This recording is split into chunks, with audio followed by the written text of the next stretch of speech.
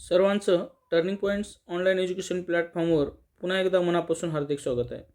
आरोग्य विभाग जी भरती आगामी येणार आहे त्यामध्ये आजचा जो व्हिडिओ आहे आपला तो असणार आहे MPW 2023ची जी प्रश्नपत्रिका आहे त्या प्रश्नपत्रिकेचं डाटा ॲनालिसिस करणं बरं का. फक्त प्रश्नपत्रिकेचे पूर्ण प्रॉपरली ॲनालिसिस जे आहे ते आपलं झालेलं आहे. हा व्हिडिओ मोठा नाही आहे, परंतु बरेच विद्यार्थ्याचे ज्यावेळेस कॉमन प्रश्न असतो त्यावेळेस माझं डिस्कशन होतं. त्यावेळेस प्रश्न असतं की नेमकं काय करावं, ओके, काय करायचं. जे हुशार आहेत त्यांनी हे व्हिडिओ बघावा असातला भाग नाही, परंतु नवीन विद्यार्थ्यांना एका वर्षात पोस्ट निघाली पाहिजे, एका आठवड्यामध्ये पोस्ट निघाली पाहिजे ह्या दृष्टीने काम चालू आहे. आणि जुने विद्यार्थी समजून घेत असतील तर त्यांना कुठंतरी 5% या व्हिडिओमधून एक असा पॉईंट जरी मिळाला तर त्यांचा जो 1-2 मार्कांना कुठली पोस्ट जाते त्याच्यात ती सक्सेस होऊन जाते. ओके, नेमकं काय करायचं, काय वाचायचं, परीक्षेचा पॅटर्न काय आहे, परीक्षा पॅटर्न काय असतो, परीक्षा पॅटर्न झालं, प्रश्नपत्रिका पॅटर्न काय, ही आपल्याला या व्हिडिओ मार्फत बघायचं आहे. हां, सोबत याच व्हिडिओमध्ये सिलेबस काय आहे हे पण 2023च्या जो MPWचा दिलेला होता त्याचं देखील आपण अवलोकन करणार आहोत. आणि ह्या 2023च्या अभ्यासक्रमानुसार प्रश्नपत्रिका होती का हे देखील पाहणार आहोत. आणि आउट ऑफ द बॉक्स जसं छत्रपती संभाजीनगरला प्रश्न विद्यार्थ्याच्या मनानं होते तसे काही होते का, ह्या सर्व गोष्टीचा आपण जे आहे अभ्यास करणार आहोत. तत्पूर्वी जे कोणी आत्ता सध्या ऑफरमध्ये 149 आहे त्यामध्ये कुठलीही जरी इथं बॅच जॉईन ANM GNMची एकच बॅच आहे 149ला, बाकी सर्वांची जी आहे लॅब असिस्टंट लॅब टेक्निशियन दोघांसाठी एकच बॅच आहे. इथे तुम्हाला pharmacist lab assistant previous year question paper आणि नॉन टेक्निकलचा सपोर्ट भरपूर मिळेल. परंतु MPW ANM ह्याचा सायंटिफिकली अभ्यास करून डाटाचा प्रॉपर अभ्यास करून सगळे घटक अभ्यासक्रमाच्या दृष्टीनं टेस्ट सोडवा पोस्ट मिळवा या दृष्टीनं होतील या अनुषंगाने हे कोर्स आहे. फी याची मूळ फी 499 आहे, परंतु जाहिरात येण्यापूर्वी जे जॉईन करतील त्यांच्यासाठी ही एक एंट्री फी म्हणून गृहीत धरा, म्हणजे त्यांची परीक्षा होईपर्यंत फी वाढणार नाही. सोबत जर परीक्षा काही पोरांना शंका आहे की TCS IBPS घेणार आहे का, MPCकडे जाईल असं गेलं तर खूप चांगलं आहे, थोडा वेळ लागतो. ओके, परीक्षा व्हायला एखादी वर्ष जाईल मग. परंतु TCSकडे राहिलं तर 200 प्रश्नपत्रिका ह्या ऑनलाईन सोडवायचा प्रॅक्टिस करा. त्याच्यासाठी फी 59 रुपये सध्या ठेवलेली आहे. ऑनलाईन सोडवण्याचा एक्सपिरियन्स येते. हे आरोग्य एक्झाम हे टेलिग्राम चॅनल आहे. काही असू शंका तर संपर्क क्रमांक जो दिलेला आहे तो तुम्ही बघू शकता. चला प्रॉपरली आहे आपण ह्या व्हिडिओचं जे आहे स्टार्ट टू एंड म्हणजे तुम्हाला असे 4 व्हिडिओ येणार आहेत. ओके, 2023, 2021, 2017 40%, 2017 50%. ओके, अशा प्रकारे जे आहे ते प्रॉपर 4 व्हिडिओ जे आहेत बहुउद्देशीय आरोग्य कर्मचारीचे ते बनतील. आणि बनल्यानंतर तुम्हाला प्रत्येक प्रश्नपत्रिकेचं डाटा ॲनालिसिस करून प्रश्न कसे होते का आणि चार्ट स्वरूपात एकदम प्रॉपरली केलेलं आहे ते सगळ्या गोष्टी तुम्हाला समजून जातील. ही PDF मेंटरशिप प्रोग्राममध्ये आहे MPWच्या, त्याच्यामध्ये ॲड केलं जाईल. ओके, तर बघा पार्ट A यशाचं सूत्र, अभ्यासक्रम, प्रश्नपत्रिका विश्लेषण, अभ्यास नेमका काय, कसा व काय करावा, का करावा. ओके, सार्वजनिक आरोग्य विभाग अभ्यासक्रम 2023 व त्याचे विश्लेषण. ठीक आहे, अगोदर एक लक्षात घेऊ आपण. 2023 मध्ये एक वैशिष्ट्य होतं, सिलेबस तो दिलेला होता स्पष्टपणे. ओके, सिलेबस कोणता आहे ते दिलेला आहे, परंतु 2021ला असो की 2017ला असो की 2017ला त्यावेळेस केवळ तांत्रिक असा उल्लेख होता, स्पष्ट असा अभ्यासक्रम त्यांनी दिलेला नव्हता. मग आत्तापर्यंत जर 2017 ते 2023 या दरम्यान जर पाहिला तर एकूण 3 वेळा परीक्षा झालेली आहे. 3 वेळा साधारणपणे 3 वर्षाच्या नंतर परीक्षा होत असते. 3 ते 3.5 मॅक्झिमम 4 वर्षात एकदा पेपर सार्वजनिक आरोग्य विभागाचे होते आणि ते 10,000 पद भरती ॲव्हरेज निघतच असते. तर बघा 2023ला परीक्षा झाली. ओके, परीक्षा झाली होती. यस, तांत्रिक अभ्यासक्रम उल्लेख होता.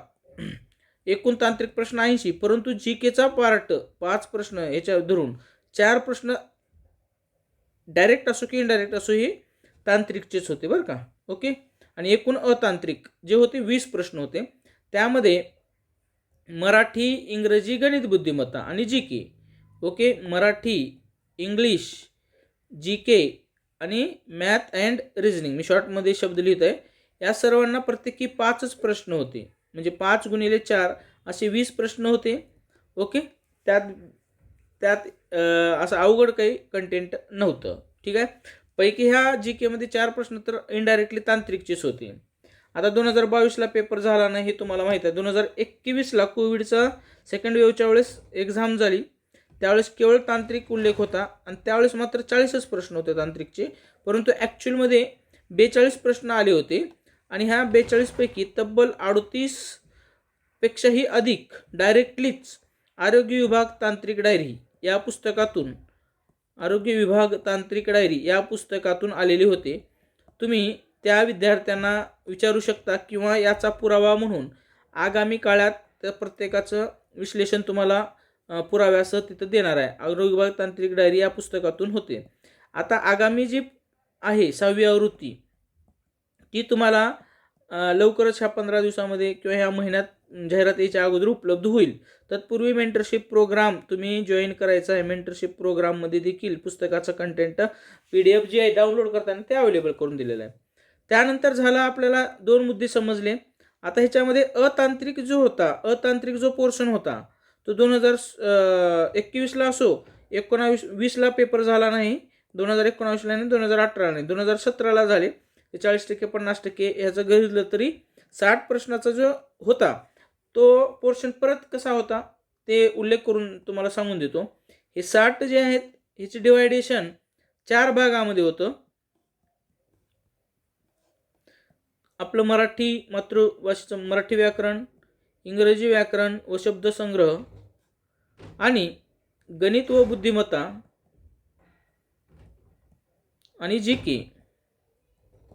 जी के हा भरपूर मोठा पार्ट आहे. त्यामुळं विनाकारण एनर्जी वेस्ट होईल असं काही बघू नका. त्याच्यासाठी तुम्हाला 2 पुस्तकं मी सांगतो. जर TCS घेणारे असेल तर स्मार्ट स्टडी पब्लिकेशनचं काय म्हणतात त्याला ते पुस्तक TCS IBPS वर्गीकृत प्रश्नसंच आहे. ते ह्या PDF मध्ये शेअर केलं तर तुम्हाला ते पुस्तक दिसून जाईल. आणि Vijaypath publication TCS IBPS one liner अगोदर हे पुस्तक घ्या तुम्ही. विजयपथ पब्लिकेशनचं वन लायनर जे आहे TCS IBPS कपिल काळकेकर, विकास इंद्राळकर सर, सचिन कुरुन सर यांनी लिहिलेलं वन लायनर तब्बल सर्वच TCS परीक्षेचे जे प्रश्न आहेत आत्तापर्यंत घेतलेले आणि सरळ चिवेचे सगळे वन लायनर स्वरूप आहेत. आणि रिपीटेड प्रश्नाचं प्रमाण किती असते तर 80% प्रश्न रिपीटेड असतात. राहिलेले 20% करंट अफेअर्स किंवा क्वचित वाचण्यात न आल्यामुळं ते लक्षात येत नाही. ओके. हे झालं. तुम्हाला मी सांगितलं ही 4 विषय कसे कव्हर होतात. एवढ्यासाठी तर तुम्ही हे 2 पुस्तकं आधी वाचून मग तुम्हाला जे काही वाचायचं ते 4 विषयाला हे 2 पुस्तकं वाचून ते तुम्हाला पुढे करायचे आहे. ओके. आता त्यानंतर एक लक्षात घ्यायचे आहे, पेपर पॅटर्न कसा होता.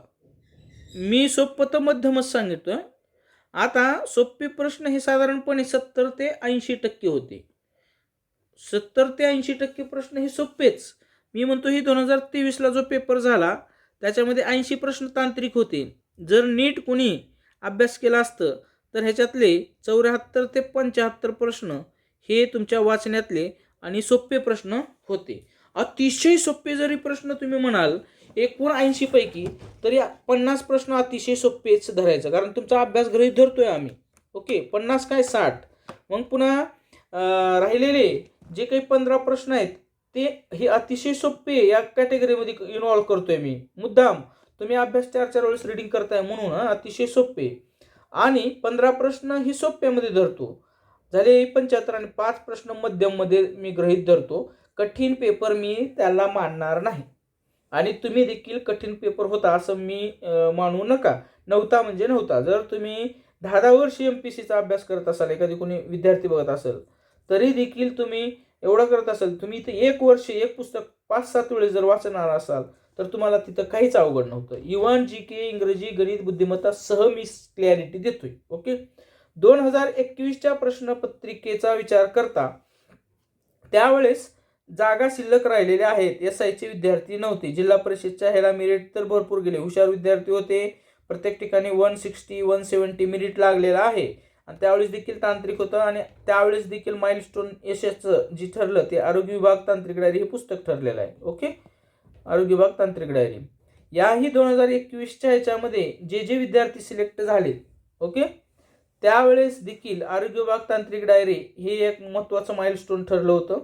ओके, तांत्रिक डायरी हे यशाचं माइलस्टोन ठरलं होतं. त्यावेळेस देखील विद्यार्थी बरेच झाले होते. 2023ला SIचे विद्यार्थी कमी होते, परंतु 2026ला SI झालेले म्हणजे जे पात्र विद्यार्थी असतील ते मोठ्या प्रमाणात असतील, एक लक्षात घ्या. आता तुम्हाला स्पर्धा आहे. 2023ला स्पर्धा नव्हती. 2023ला 2023मध्ये जे पोरं लागले ते लायब्ररीमध्ये समजा गपचूप ज्या विद्यार्थ्यांनी SI केली, गपचूप नाही, तुम्हाला देखील संधी होती, परंतु तुम्ही त्या विद्यार्थ्यांनी काय केलं, त्या गोष्टीकडे लक्ष केलं नाही किंवा अवेअरनेस नव्हतं. परंतु काही विद्यार्थ्यांना आपण सांगितलं, ते ऐकले, केले, 110 मार्काला कुणी सिलेक्ट झालं. परंतु आता असं होणार नाही. आता असं होणार नाही. तुम्हाला 160 प्लसचाच टार्गेट ठेवावं लागेल. आजच्या तारखेला 12,000च्या जवळपास विद्यार्थी हे SI कंप्लीट केलेले आहेत. आणि त्यातल्या त्यात हुशार जे विद्यार्थी होते ना, म्हणजे MPSC मध्ये 4-5 वर्ष अभ्यास करून त्यांचं थोड्या काही मुलाखत देऊन देखील 4-4, 5-5 ते त्या देखील विद्यार्थ्यांनी एक्सटर्नल जे आहे SI करून घेतलेला आहे. त्यामुळं तुमची ही स्पर्धा वाढणार. त्यामुळे 160 ते 180, मी काय म्हणतो 180 सोडूनच द्या. तुम्हाला जर 80 प्रश्न जर तांत्रिक राहणार असतील सार्वजनिक आरोग्याला, इथं पैकीच्या पैकी मार्क पाहिजे आणि इथं पैकीच्या पैकी मार्क पाहिजे. GKचा इथं ठीक आहे, इथं एखादी 2 सोडून देऊ, एक 2 सोडून देऊ. 95 प्लस 95 स्कोअर हा आला पाहिजे. आता तुम्ही म्हणत असेल सर कसं काय येत असतो, येतो जर ठरलेला सिलेबस जर आहे, सरळ सेवेमध्ये जर मल्टिपल क्वेश्चन नाही, तुम्हाला ताण द्यायसारखे प्रश्न नाहीत, तुम्हाला फक्त रीड लेस रिवाइज मोर ह्या तत्वाचा वापर करायचा आहे आणि तुम्हाला कंटेंट जर कुठंच कमी मिळत नसेल, ओके, कंटेंट जर प्रॉपर मिळत असेल, मग तुम्हाला 90 प्लस 95च्या जवळपास घ्यायला काय प्रॉब्लेम आहे मला ते सांगा. तुम्हाला काय अडचण आहे का? नाही. मराठी सोपे प्रश्न आहेत, इंग्रजी सोपे प्रश्न आहेत. मेंटरशिप प्रोग्राममध्ये हे तिन्ही प्रश्नपत्रिका विथ एक्सप्लेनेशन तुम्हाला अपलोड करून देण्यात येतील. याबद्दल निश्चिंत राहावे. ओके, बर, ओके, लक्षात घ्या. हे झालं ओव्हरऑल परीक्षेचा पॅटर्न, म्हणजे परीक्षा कोणत्या वर्षी झाले होते काय नाही. वेळ लागेल, परंतु मला ते प्रत्येक वेळेस प्रश्न पडतात ते आता नको पडायला, तुम्हाला नको विचारायला. मी व्हिडिओ शेअर करणार त्या विद्यार्थ्यांना. 2023चा अभ्यासक्रम बघू. सर्वप्रथम सार्वजनिक आरोग्य विभागांतर्गत दिलेला 2023 या वर्षाचा अभ्यासक्रम सर्वप्रथम पाहूया. त्यांनी सरळ वेक्टर बॉर्न आणि वॉटर बॉर्न एवढेच डिसीजेस त्यांनी दिलेले होते. ओके, मग आता त्याच्या संदर्भात आजारांची सामान्य माहिती ए पार्ट दिला होता त्याने. Vector borne disease general information of disease इंग्रजीमध्येच लिहिला होता आणि वॉटर बॉर्न डिसीज हा देखील इंग्रजीमध्ये शब्द अशाला तसा होता, मराठीत नाही. कीटकजन्य आजार आणि जलजन्य आजार. पुन्हा पार्ट बी उपचार होतं, ट्रीटमेंट. त्यामध्ये उपचार जे वेक्टर बॉर्न डिसीजचं, वॉटर बॉर्न डिसीजचं. त्यानंतर आजाराबद्दल प्रतिबंध, खबरदारी व नियंत्रण, prevention, precaution and control about the diseases. त्यामध्ये वेक्टर बॉर्न डिसीजेसचा असो की वॉटर बॉर्न डिसीज असो. त्यानंतर surveillance, ability, monitoring, preventive measures of all, म्हणजे प्रतिबंधात्मक उपाय. ओके, सर्वांची देखरेख क्षमता, मॉनिटरिंग, निरीक्षण आणि प्रतिबंधात्मक उपाय ह्या सर्वांचा समावेश ह्या अभ्यासक्रमामध्ये होता. ह्याच्या व्यतिरिक्त अभ्यासक्रम तुम्हाला स्पष्टरित्या उल्लेख केलेला नाही. परंतु हा शब्द 2 शब्द जरी असले इथं, वेक्टर बॉर्न आणि वॉटर बॉर्न, तरी तो अभ्यासक्रम हा खूप दांडगा आहे, हे तुम्हाला लक्षात घ्यायचं आहे. म्हणजे पार्ट 4 दिले ABCD, परंतु हे 4 जे पार्ट आहेत त्याच्यात आरोग्य विभागाचं विश्व सांभाळलेलं आहे. त्यामध्ये डायरेक्ट असो की इनडायरेक्ट असो तुम्हाला अभ्यास करणं आवश्यक आहे. आता ह्या अभ्यासक्रमाला अनुसरून परीक्षा होती का नाही ह्याचं देखील तुम्हाला प्रॉपर विश्लेषण याच व्हिडिओमध्ये उपलब्ध होईल. पुन्हा एकदा सांगतोय, वरचे जे पार्ट 4 पाहिलं आणि सर्व मुद्दे पाहिल्यानंतर आपली सर्व परीक्षा जी आहे 2023ची आणि आगामी देखील, जर समजा MPSCकडे नाही गेली तर, आणि MPSCकडे जाईल अशी शक्यता वाटत नाही, ठीक आहे, जर विचार केला तर डिसीजेस म्हणजे रोग या शब्दाच्या भोवती जी आहे या शब्दाच्या भोवती तुमची परीक्षा किंवा तुमचा परीक्षा पॅटर्न मोस्टली राहील. परंतु छत्रपती संभाजीनगरला जो अभ्यासक्रम आला त्यामध्ये विद्यार्थ्यांची थोडी नाराजी झाली. आउट ऑफ द बॉक्स आला. आउट ऑफ द बॉक्स नव्हता. तुम्हाला त्याचा 360 डिग्री अँगलनं अभ्यास जर केला, एखाद्याचा सोबत सहसंबंध जर विचार केला, तर जिथं तांत्रिक प्रश्न होते त्यापैकी 1, 2, 3 प्रश्न जर आउट ऑफ द बॉक्स पडलं तर सगळे प्रश्न डायरेक्ट असो की इनडायरेक्ट अभ्यासक्रमाला रिलेटेड होते असं माझं मत आहे. ओके, आता झालं. आता तुम्हाला वेक्टर बॉर्न आणि वॉटर बॉर्न ही 2 सिलेबसचे पार्ट सांगितलं, परंतु ही एवढ्यापुरतं मर्यादित कार्यक्रम अजिबात नाही. आजार किंवा रोग या घटकाचा विचार करता त्याची वर्गवारी पुढील प्रमाणे केली जाते. एक लक्षात ठेवायचे सर्वांनी, वर अभ्यासक्रमाचा विचार केला असता प्रत्यक्ष असो वा अप्रत्यक्ष असो तुम्हाला सर्व आजार किंवा रोग या घटकांचा सखोल अभ्यास करावा लागेल. तरी एक बाब सांगावी वाटते, सार्वजनिक आरोग्य विभागाचा जो अभ्यासक्रम आहे आणि त्या अभ्यासक्रम आधारित प्रश्नपत्रिका ही सोपीच असते. मी मुद्दाम वापरलेला आहे. मेंटॅलिटी तुमची सोपी झाली पाहिजे, नाही आणि अवघड नाहीच. एक वेळेस मध्यम म्हणू शकतो मी तुम्हाला समाधान होण्यासाठी, सर आज का बोललात म्हणून, परंतु सोपी, अतिशय सोपी ते सोपी असा पेपर पॅटर्न असतो माझ्या मते. जर ठीक आहे अभ्यास तुम्ही करताय ह्यावरून मी हा शब्द तुमच्यावर विश्वास ठेवून वापरतोय, माझ्यावर विश्वास ठेवून नाही. बघा, परीक्षेच्या पॅटर्नमध्ये जरी तुम्हाला 2 दिलेलं असलं तरी तुम्हाला आपल्याला अभ्यास करत असताना आजाराच्या संदर्भात आहे तर या दृष्टीनं अभ्यास करायचा आहे. इनडायरेक्ट जी करायची आहे ते देखील कंटेंट तुम्हाला आरोग्य विभाग तांत्रिक डायरी या पुस्तकात दिलेलं आहे. बघा, संसर्गजन्य आजार तुम्हाला माहीत आहे एकापासून दुसऱ्यांना पसरतो किंवा एका माध्यमातून दुसऱ्या व्यक्तीला देखील पसरतो. त्यामध्ये जसं कोविड आहे, हे कांजण्या, गोवर, गालफुगी, फ्ल्यू, डांग्या, खोकला, गटसर्प, जपानी मेंदूद्वा, सुषंधा, क्षयरोग, हिवताप, छत्तीरोग, डेंग्यू ताप, चंडीपुरा मेंदूज्वर, बालपक्षाघात, कावीळ, अतिसार, हैजापटकी, विषमज्वर, अन्नविषबाधा, अमिबाजन्य विकार किंवा आमांश, गोलकृमी, आकडाकृमी, टेपकृमी, अलार्क, चिकनगुन्या, प्लेग, लेप्टोस्पायरोसिस, यॉज, क्रूज, पर्वत, लैंगिक आजार, एड्स, कुष्ठरोग, डोळ्याने, कुपऱ्या आणि कोविड.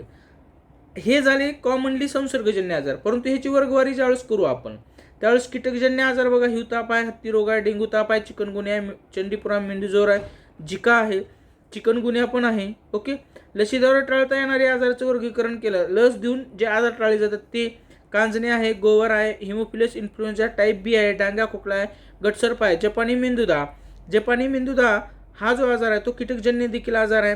कावीळ जो आहे तो जलजन्य आजार देखील आहे. बालपक्षाघात, पोलिओ, धनुर्वात हे अशा प्रकारचे लसीद्वारे टाळता येणारे देखील आजार त्याची वर्गवारी आहे.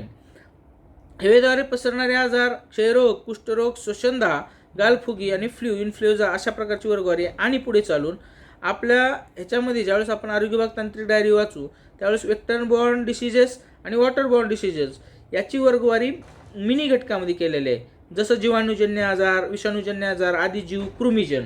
त्यानंतर संकीर्ण आजार अशाची वर्गवारी त्या पुस्तकात केलेली आहे. त्याच्याबद्दल काही डाऊट नाही की A to Z आजार घेतलेला आहे. त्यानंतर पाण्याद्वारे पसरणारे आजार, जलजन्य आजार, त्यामध्ये अतिसार आहे, हैजापटकी आहे, अमिबाजन्य विकार किंवा आमांश आहेत, विषमज्वर आहे, अन्नविषबाधा, फूड पॉयझनिंग आहे. परंतु ह्याचीच वर्गवारी जीवाणूजन्य, विषाणूजन्य अशा ह्याच्यामध्ये होत असते. म्हणून आपल्याला मायक्रो लेवलला जाऊन अभ्यास करायचा आहे आणि ही चार्ट जो आहे तो तुम्हाला अभ्यासाच्या दृष्टीने लक्षात ठेवायचा आहे. पुढे आहे जीवाणूजन्य आजार.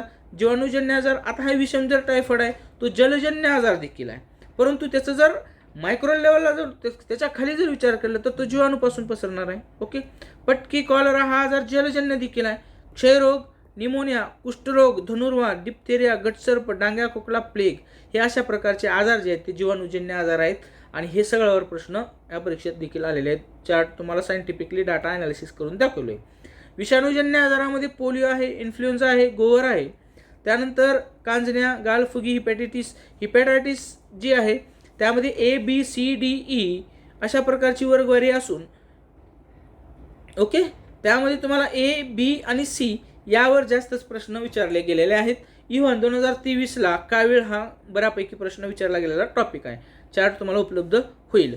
तत्पूर्वी हे सर्व कंटेंट जे आहे आपल्या मेंटरशिप प्रोग्राममध्ये ॲड केलेलं आहे. महाराष्ट्रात कुणी एवढं प्रॉपरली देणार नाही. दिला असेल तर त्यांचंही अभिनंदन. तिथेही जॉईन करू शकता तुम्ही. जर नसेल तर 149 रुपये आजच्या तारखेला तुम्ही ती जॉईन करू शकता. नंतर मात्र 499 करण्याचा विचार आहे, कारण तेवढं मेहनत आणि तेवढा जो मॅनपॉवर आहे तो देखील इथे लागत आहे. ओके. त्यानंतर आदिजीवीमुळे होणारे जे आजार आहेत त्यामध्ये हिवताप आहे, मलेरिया. आता हा आदिजीवीमुळे जरी होणार असला तरी हा जो आजार आहे कीटकजन्य देखील आजारामध्ये वर्गवारी ह्याची होत असते. अमिबियासिस आहे. ओके. स्लिपिंग सिकनेस, काला आजार, ह्याला देखील कीटकजन्य आजारामध्ये कन्सिडर करू शकतो. हत्तीपाय रोग जो आहे कृमीजन्य जरी असला तरी तो कीटकजन्य आजार आहे, तो कीटकजन्य आजार आहे. बघितलं. एक ढोबळमानानं त्यांनी 2 शब्द दिले होते. ओके. चला आता इथं मला थोडं सांगायचे आहे. आपल्या 2023चा जो अभ्यासक्रम होता त्यांनी 2च शब्द वापरले होते, वेक्टर बॉर्न डिसीज. माझं अक्षर खूप चांगलं आहे परंतु ह्याच्यावर जरा चांगलं येत नाही. ओके. नाहीतर हँडरायटिंग माझी 1 नंबर आहे. ओके. वॉटर बॉर्न डिसीज शिकवायचं असतं म्हणून एवढा टाईम गेलाच जमत नाही. Water born disease. ओके. ह्या दोन शब्दामध्ये वेक्टर बॉर्न आणि वॉटर बॉर्न. ओके. ह्या 2 शब्दाचा जर विचार केला तर अख्खं आरोग्य खातं सामावलेलं आहे. अख्खा आरोग्याचा जो कारभार आहे तो सामावलेला आहे, आरोग्य विभाग सामावलेला आहे. आणि ह्या आरोग्य विभागाचा पेपर आपल्याला द्यायचा असल्यामुळं तुम्ही हाच का प्रश्न विचारला हा शब्द वापरू शकत नाही, कारण याच आजारावर राष्ट्रीय कार्यक्रम डिपेंड आहेत. मग राष्ट्रीय कार्यक्रम सुरू करण्याची पार्श्वभूमी काय, समिती कोणती होती, ओके, सध्या असलेले कार्यक्रम कोणते, मग ह्या आजाराचे असलेले लसीकरण, अशा प्रकारे ह्याची वर्गवारी जी आहे ती आपण करू शकतो. त्यामुळं थोडक्यात तुम्हाला ह्या 2 शब्दांचं महत्त्व जे आहे त्या परीक्षेसाठी काय आहे आणि किती आहे हे समजत असेल. त्यामुळं प्रश्न कसा येतो आणि काय येईल हे सांगता येणार नाही, परंतु आपली अशी तयारी पाहिजे की यावर्षी या 2026 आणि 2027 मध्ये नोकरी लागली पाहिजे. एक लिमिट असतं कोणत्याही, योग्य वयात योग्य गोष्ट झाली पाहिजे. 21व्या वर्षी जर लोक IAS होत असतील, ही चिल्लर चाल्लर पोस्ट जी आहेत याचं तर काय विषय लावून धरले तुम्ही. ओके. म्हणजेच जर तुम्हाला एखादी विद्यार्थी IAS जर 21व्या वर्षी होत असेल तर MPW चिल्लर गोष्ट आहे. MPW मध्ये तुम्हाला मॅक्झिमम जर सार्वजनिक आरोग्याच्या बाबतीत केलं, ठीक आहे, ढोबळमानानं आपण 5 विषय धरू. ओके. 5 विषय धरू, आपण मान्य करतो मी आहेत. त्यामध्ये तांत्रिक अभ्यासक्रम आहे, तांत्रिक प्रश्न, तुम्हाला मराठी व्याकरण व शब्दसंग्रह, त्यानंतर तुमचं इंग्रजी व्याकरण व शब्दसंग्रह,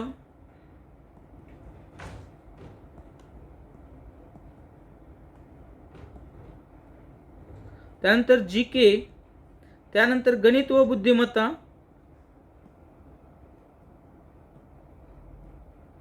हे तुम्हाला 5 विषय आहेत.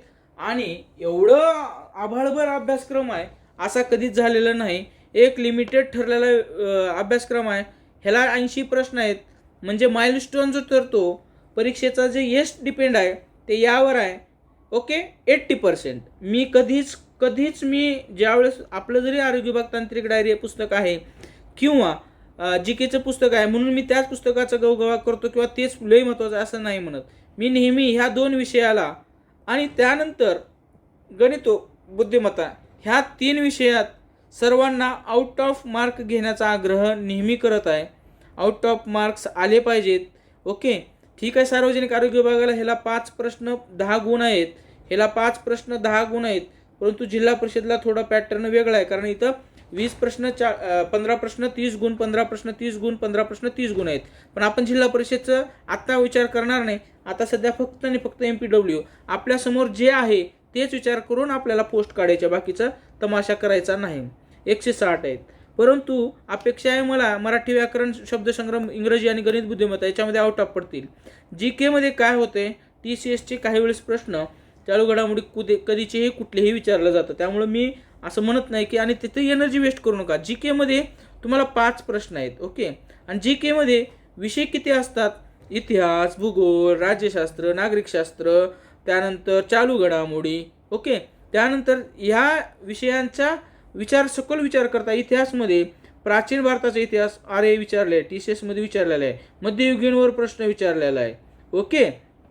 त्यानंतर आधुनिकवर विचारलेला आहे. त्यानंतर स्वातंत्र्योत्तर भारताचा ह्याच्यानंतरचा विचारलेला आहे. इतिहासमध्ये 4 उपविषय झाले. भूगोलमध्ये किती आहे? आता भूगोलचा जर विचार केला तुम्ही, हा विचार जर केला, भूगोलमध्ये तुम्हाला भारताचा ढोबळमानानं जर विचार केला तर भारताचा भूगोल आहे, महाराष्ट्राचा भूगोल आहे, जगाचा भूगोल आहे. TCSनं असं विचारलेलं आहे, MPC देखील विचारतो. ओके. मग ह्याच्यामध्ये पुन्हा अजून प्राकृतिक आहे, लोकसंख्याशास्त्रीय भूगोल आहे, असं आहे. GK हा मोठा अथांग महासागर आहे. ओके. MPCचा अभ्यास हा GKवरच डिपेंड आहे, तुम्हाला माहीत आहे. म्हणून तर प्रत्येक विषयाचे तज्ज्ञ प्राध्यापकाचे लेक्चर आपण ऐकत असतो. परंतु सरळ सेवेमध्ये व्यावहारिक राहायचं. आपल्याला जसा इनपुट द्याल तसं आउटपुट येत असतं. म्हणजे तुम्ही जी 5 मार्कासाठी ताणून घेणार आहे का वर्षभर? आवश्यकता नाही आहे, आवश्यकता अजिबात नाही. त्याच्यासाठी विजयपथ पब्लिकेशनचं जे आहे पुस्तक वन लायनर, ते पुस्तक घ्या. परीक्षा TCS कडे जाऊ द्या, MPC कडे जाऊ द्या, तुमचा परीक्षेचा पॅटर्न अभ्यास जो आहे तो समजून क्लिअरिटी आली पाहिजे, बाकी विषय संपत आहे. ओके. विनाकारण GKला जास्त वेळ द्यायचं नाही. 250-300 पेजेस ते पुस्तक आहे, तेवढं जर तुम्ही वाचले तरी तुम्हाला बऱ्यापैकी अभ्यास जो आहे तो एक मिळेल. त्यानंतर वेळ मिळाला तर GKचे इतर विषय करायचे. परंतु हे जे विषय आहेत कोणते, मला आउट ऑफ मार्क पाहिजे असं मी तुमच्याकडून हमीपत्र घ्यावं असं कधी कधी वाटतं, पण ठीक आहे, नाही तर नाही. आणि आउट ऑफ मार्क पडायचे जे विषय आहेत त्यामध्ये तांत्रिक आहे, मराठी आहे, इंग्रजी आहे. त्यानंतर पुढे जर विचार केला तर गणित व बुद्धिमत्ता आहे.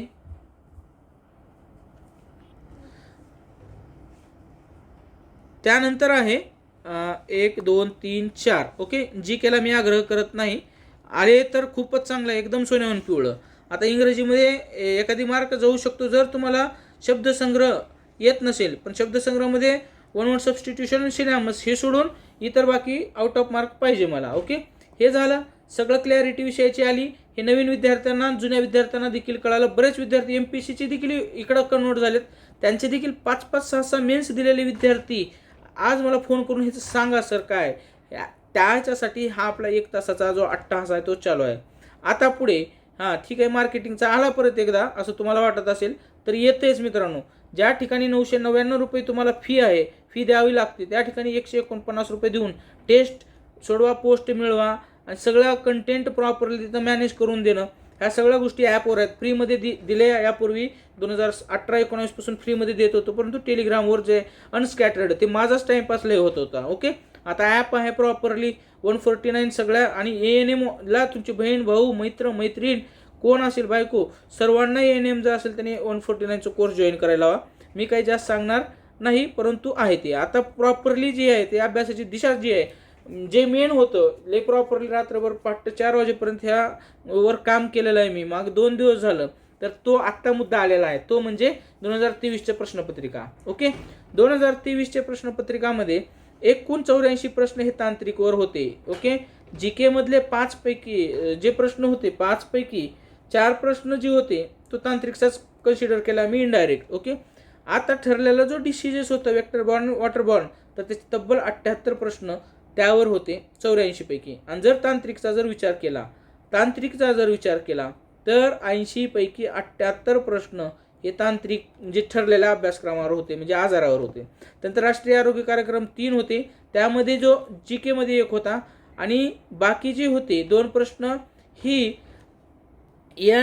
National vector borne disease control programme यावर होते. म्हणजे जे अभ्यासक्रम तुम्हाला वेक्टर बॉर्न आणि डिसीज बॉर्नवर होतं त्याला धरून 100% अभ्यासक्रम, 100% प्रश्न विचारलं होतं. आणि त्यासाठी सार्वजनिक आरोग्य विभागाचं मनापासून अभिनंदन करायला पाहिजे, कारण पोरांना एक दिशा ठरली होती.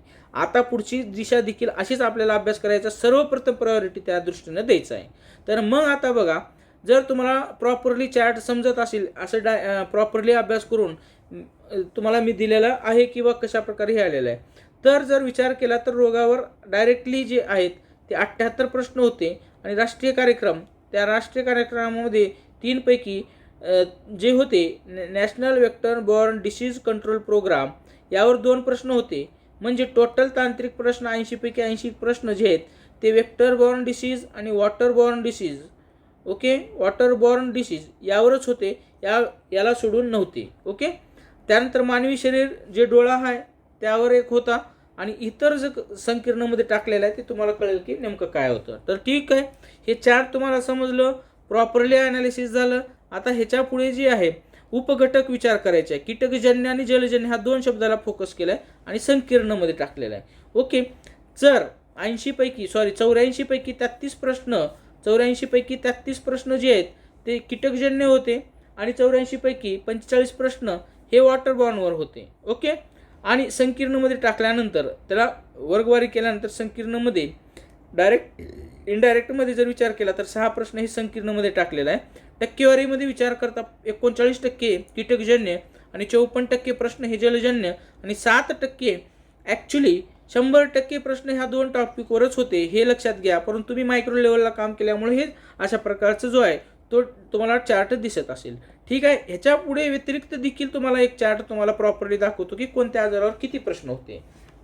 ओके, तर मग बघा, सर्वाधिक मला जो आश्चर्याचा धक्का बसला म्हणजे प्रश्न कशावर आले आणि म्हणजे थोडंसं मला असं वाटलं की हे जी लेप्टोस्पायरोसिस आहे, लेप्टोस्पायरोसिसवर 4 प्रश्न आणि जॉर्डिसिस हे आपल्या वाचण्यात आलं नव्हतं, ह्याच्यावर 2 प्रश्न आणि साधी सोपे प्रश्न आणि ठरलेला टॉपिक आहे त्यावर 6 प्रश्न जर समजा 80 पैकी येत असतील तर हेच प्रश्न मेरिट ठरणारे असू शकतात असं मला त्यावेळेस जाणवलं. परंतु मेरिट ठरायचा प्रश्नच नाही, जेवढे उमेदवार होते ते सगळेच सुपडा साफ झाला कारण जागा शिल्लक राहिल्या. ठीक आहे, मग आता या अनुषंगानं बघा की कशा प्रकारे वेक्टर बॉर्न डिसीज आणि वॉटर बॉर्न डिसीजचा जर विचार केला तर कशा प्रकारे ते कोणत्या आजारावर किती प्रश्न पडल्यात ह्याची स्पष्टता येते.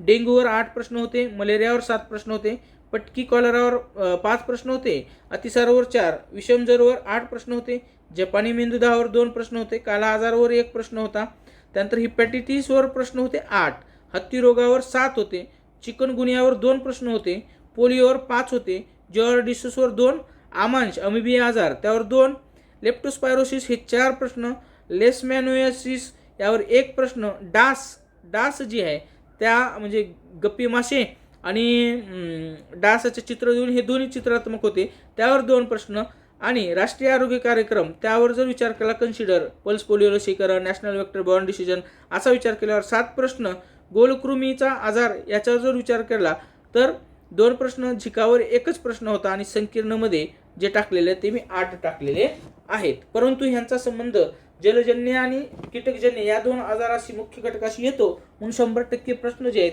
त्या अभ्यासक्रमाला होते, ह्यात काही डाऊट नाही. बघा, आता तुम्हाला असं खोटं वाटत असेल तर ह्या प्रत्येकाचा चार्ट मी दिलेला आहे, तोच आपण हे पाहिलेलं. ही PDF तुम्हाला मेंटरशिप प्रोग्राममध्येच उपलब्ध होईल. मे बी शेअर करेल का न करेल ते येणाऱ्या 15 दिवसात ठरेल. ओके, परंतु व्हिडिओ तुम्हाला उपलब्ध झालेला आहे. बघा, प्रश्न क्रमांक 1 जो होता आता तांत्रिकचा सिक्वेन्स 80 प्रश्न होते, 1 नंबर पासूनच चालू झाला होता. त्या अनुषंगाने 1 नंबरचा प्रश्न कीटकजन्य आजार, डेंग्यू कीटकजन्य झाला, त्यानंतर मलेरिया कीटकजन्य झाला, विषमज्वर कीटकजन्य झाला, कीटकजन्य आज IRSचं विस्तारित रूप विचारलं होतं. म्हणजे अभ्यास करत असताना फुल फॉर्म तुम्हाला अभ्यास करायचा आहे, फुल फॉर्म एखाद्याचं. ओके, इंडिओ रेसिड्युअल स्प्रेइंग ही आहे ना मलेरियाचं सर्वे करण्यासाठी वापरलं जातं. त्यानंतर इंटिग्रेटेड डिसीज सर्व्हेलियन्स प्रोग्राम हा म्हणजे कुठल्या ह्याच्यामध्ये नाही येत ते कुठल्या आजाराशी, परंतु आजाराचं जे सर्वे करायचं त्याच्याशी निगडीत असतं म्हणून जलजन्य आजार आणि कीटकजन्य आजार याच्याशीच संबंध याचा येत असतो. म्हणून 100% जो प्रश्न आहे तो अभ्यासक्रमाला होते हे असं मी ठामपणे म्हणू शकतो. पुढे आहे कीटकजन्य आजारावर प्रश्न क्रमांक 6 होता, त्यामध्ये जपानी मस्तिष्क शोध हा यावर टॉपिक होता. त्यानंतर प्रश्न क्रमांक 7 जो होता जलजन्य आजार तो होता काला आजारावर. प्रश्न क्रमांक 8 होता कीटकजन्य आजारावर, डेंग्यूची ताप आणि लक्षणे. ओके, प्रश्न क्रमांक 9 होता रोग या घटकावर आणि उपघटक कीटकजन्य आजार, त्यामध्ये गंबुशिया मासाचं चित्र दिलं होतं आणि चित्र ओळखणं पाहून ते गंबुशिया मासा बघायचं होतं. तुम्हाला माहिती आहे मी PYQ 2023च्या संपूर्ण प्रश्नपत्रिकेचा ॲनालिसिस केलेला आहे, परंतु जर ग्राउंड लेवलला तुम्ही राहून प्रत्येक व्हिडिओ प्रॉपरली पाहणार असाल तर अभ्यासाची एक प्रॉपर दिशा तुमची ठरणार आहे.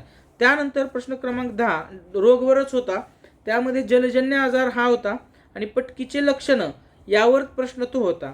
प्रश्न क्रमांक 11 रोग परत त्याला संकीर्णमध्ये टाकलं, हिपॅटायटिस B व C हे लैंगिक संबंधापासून पसरणारे आजार आहेत. ह्याचा संबंध कीटकजन्य आणि जलजन्य आजारामध्ये होत नाही म्हणून मी त्याला संकीर्णमध्ये टाकलेला आहे. परंतु कावीळ जर विचार केला तर जलजन्य हा आजार आहे, पाण्याचा अशुद्धीमुळं ते किंवा पाण्यामार्फत ते पसरतं, म्हणून त्याचा आणि ह्याचा संबंध सहसंबंध आहे, म्हणून आपला हा प्रश्न अभ्यासक्रमाला अनुरूपच होता. पुढे प्रश्न क्रमांक 12. प्रश्न क्रमांक जो 12 आहे, आता वर चार्ट घेतो मी, तुम्हाला प्रॉपरली दिसेल. प्रश्न क्रमांक जो 12 आहे, रोग, तो कीटकजन्य आजाराशी निगडीत हत्ती रोगावर होता. प्रश्न क्रमांक 13, परत रोग, कीटकजन्य आजारावर चिकुनगुन्याशी निगडीत होता.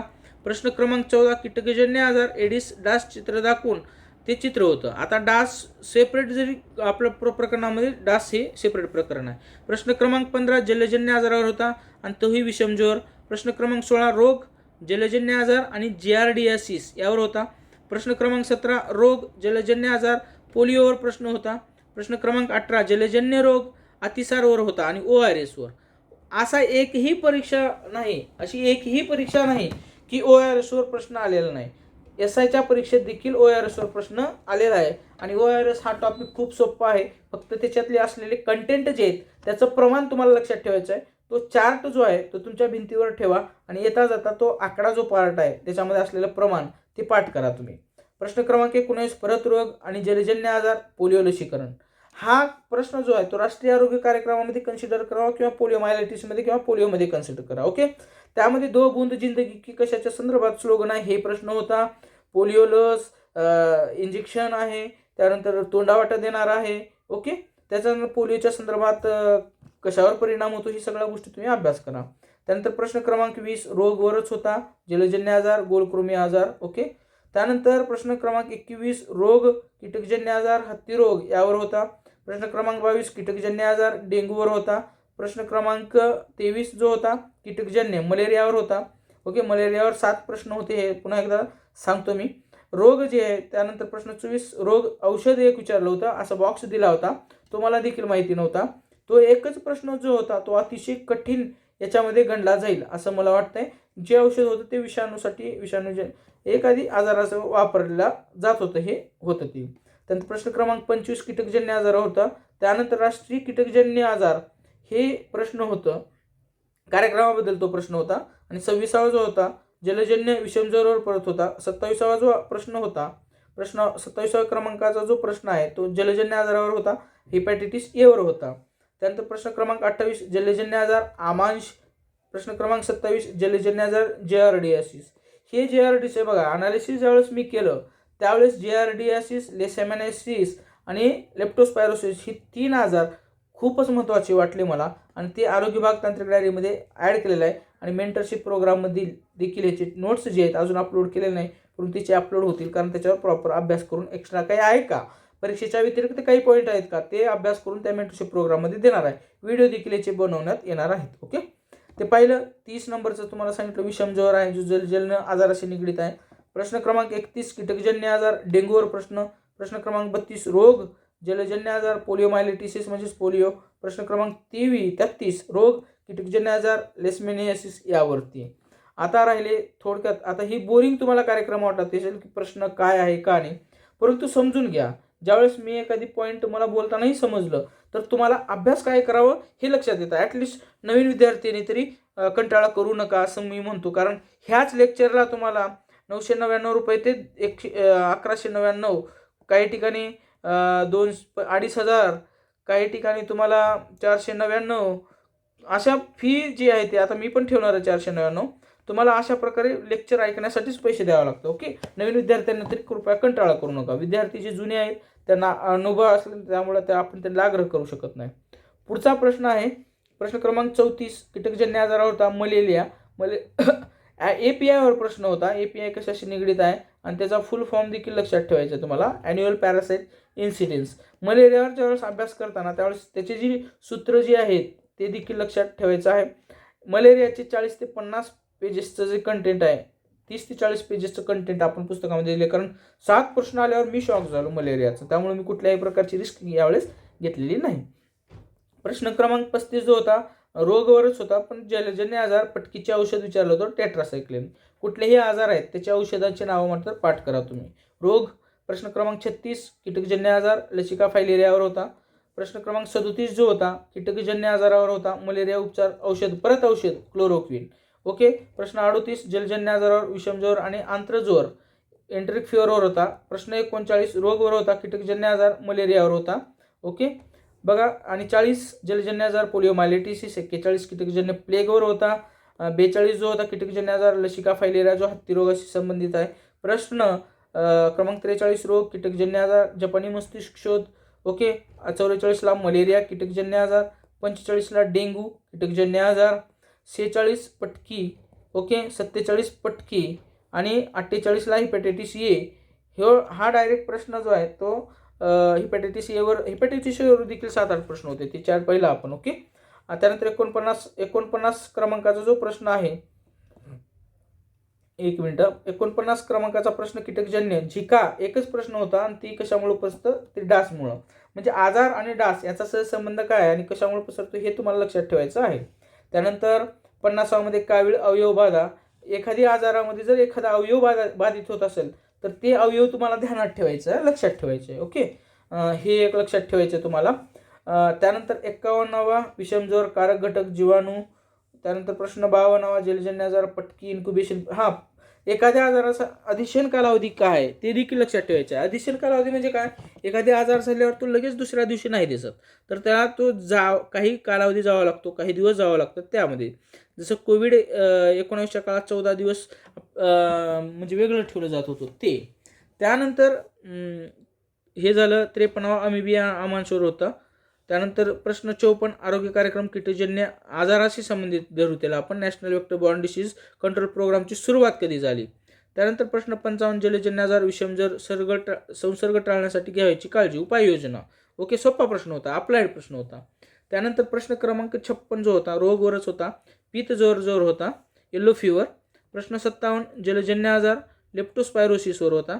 प्रश्न 57 जलजन्य आजार जलजन्य विषाणूजन्य रोग वॉटरबॉर्न व्हायरल डिसीज होता. म्हणजे प्रश्न असं वाकडं तिकडं विचारून प्रश्न विचारला होता, पण सोपाच प्रश्न होता. त्यानंतर रोग जो आहे कीटकजन्य आजार हत्ती रोग आजारावर चित्र, म्हणजे हत्ती पाय जे आहे ना, पाय दिलं होतं सुजल्याला, कोणत्या आजाराचं लक्षण आहे, सोपा प्रश्न होता. प्रश्न 60 रोग कीटकजन्य आजार चिकनगुन्या रोगाणू म्हणजे इन्क्युबेशन पिरियड जे आहे ते विचारलं होतं. पुढे आहे प्रश्न क्रमांक 61 हिपॅटायटिस एवर होता. 62 लेप्टोस्पायरोसिसवर होता. ओके लेप्टोस्पायरोसिसवर प्रश्न होते 4 एकूण. त्यानंतर 63 हिपॅटायटिस एवर होता. गोलकृमी रोगवर जे आहे ते 64वा क्रमांकाचा प्रश्न होता. आणि पॅरासिटामॉल औषध कशाविरोधी वापरलं जातं, तर ज्वर विरोधी, ताप आल्यावर. ओके त्यानंतर 66 आणि 67 दोन्ही लगट जे होते लेप्टोस्पायरोसिसवर होता. पुढे आहे प्रश्न क्रमांक 68 डेंग्यूवर होता. हिपॅटायटिस एवर जे होता कशामुळे होतं, तर HIV मुळेच होत असतं ते. ओके रोगवर प्रश्न तोच. हिपॅटायटिस ए RNA विषाणू सहसंबंध.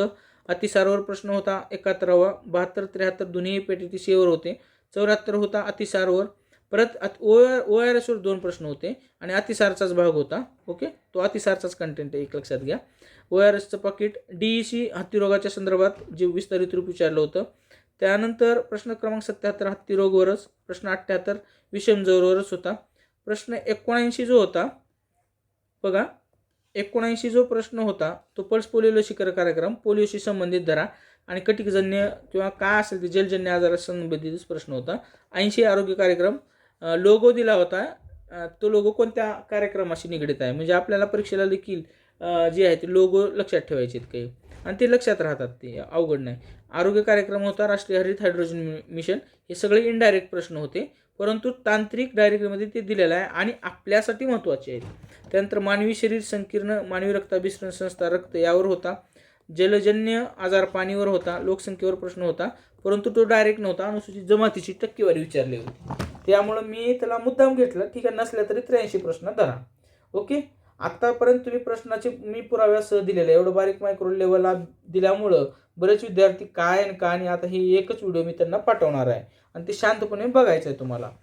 वर बघा, वरील 2023ची प्रश्नपत्रिकेवरून आपल्याला अभ्यासाची दिशा मिळेल यात काही शंका नाही. वरील घटकावर आरोग्य विभाग तांत्रिक या पुस्तकात समावेश हे सगळं दिलेलं आहे. जाऊ दे, ते हे PDF देणार आहे म्हणून तुम्हाला हे पॉईंट दिलेलं आहे. तुमच्याकडून आउट ऑफ मार्क्सची मी अपेक्षा करणार आहे.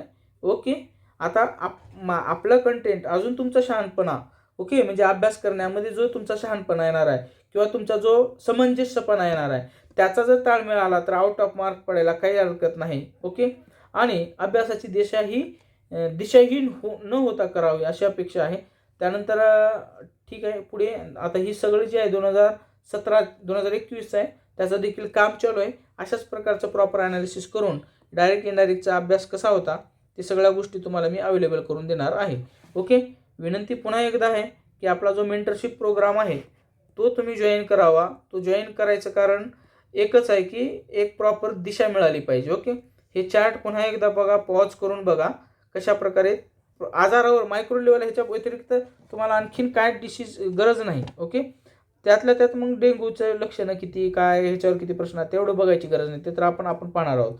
बघा, हे पूर्ण चार्ट बघून घ्या तुम्ही कशा प्रकारे प्रश्न त्यावर आले होते आणि पुराव्यासह प्रश्नपत्रिका ती अवेलेबल करून दिलेल्या प्रश्न आणि उत्तर हे सगळं तुम्हाला दिलेलंच आहे मी. ओके, PYQ 2023चा व्हिडिओ देखील ऑलरेडी याच्यापूर्वी अपलोड झालेला आहे. ओके, हे सगळं हे बघा अशा प्रकारे वर्गवारी आणि 100% अभ्यासक्रमाला धरून प्रश्नपत्रिका होती असं गृहीत धरूया आपण. होतीच ती, नो डाऊट. ओके, त्यानंतर बघा अशा प्रकारे रोगावर निगडीतच प्रश्न होते, सगळं पाहिलेलं आहे आपण. तर मग बघा, हे सगळं आदिवासी विकास विभाग असो कोणतीही असो, टर्निंग पॉईंट्स ॲपची दर्जा हा 1 नंबर असतो, आहे, ठेवणार आणि त्या दर्जेवरच विदाऊट माउथ पब्लिसिटी आपल्या सगळीकडे ॲडमिशन होत आहेत. चला, व्हिडिओला तर नक्की शेअर करा, सबस्क्राईब करायला विसरू नका. Thanks for watching this video.